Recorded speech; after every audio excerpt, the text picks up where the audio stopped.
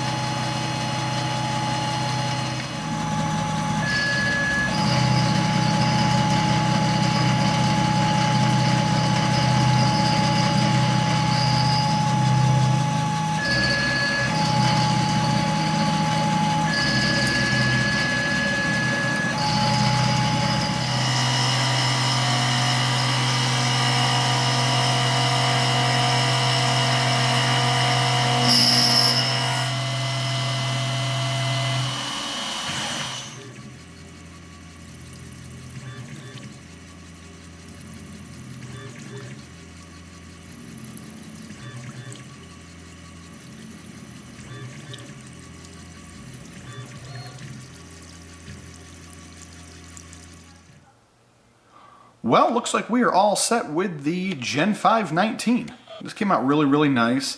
Not super, super overdone, you know, with doing the sides or doing any of the rear grip section, but just a really nice, classy slide. I'm pretty pleased with it. Obviously, it was my first Gen 5, as I stated at the beginning of the video, so I'm real happy with the way it turned out. I'm really kind of just excited for the customer as well, because I know they were excited to get it back. It was a pretty quick turnaround. I think I only had the slide for 4 or 5 days, so that's kind of really cool for them, and especially with what they have planned for, you know, getting their suppressor sights put on it, getting their RMR mounted on it now.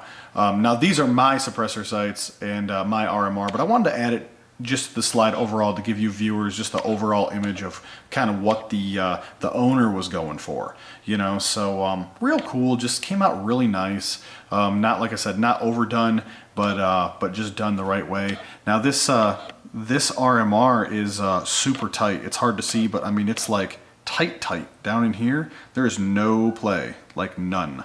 So that's always a positive. We have a lot of extra strength with recessing it down that far into the slide. So absolutely beautiful.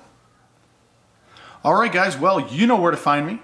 You can always find me from the webpage, NCEngravers.com, and we have direct links to everything that we do from there. Guys, if you need anything, you know, just reach out to me. Feel free to text me, feel free to call me. I usually hit you back quicker by text than I will if you call me, and I usually have a lot of questions. I get a lot of people that ask me, hey, can we have a conversation on the phone? I usually try to get a little bit more information about what's going on first. You know, are we looking at serrations? Are we looking at RMR cuts? What style gun do we have? You know, what slide are we actually working on?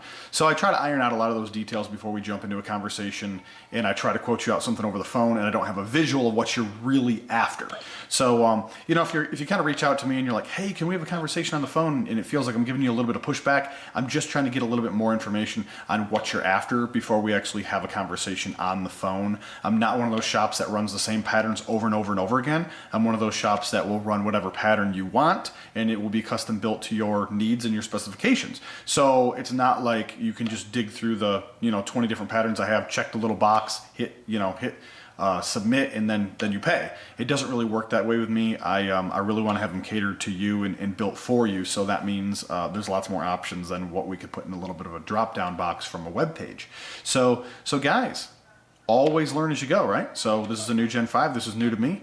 There are a couple different changes on the slide itself. So taking some measurements off of a couple things and doing some comparisons between the 3 and the 4. There is a couple of different things that I didn't know until I actually had a Gen 5 in my hand. So I've added those to my notebook, and I'll be moving forward with some new designs as well. So guys, if you need anything, let me know, and have a good one.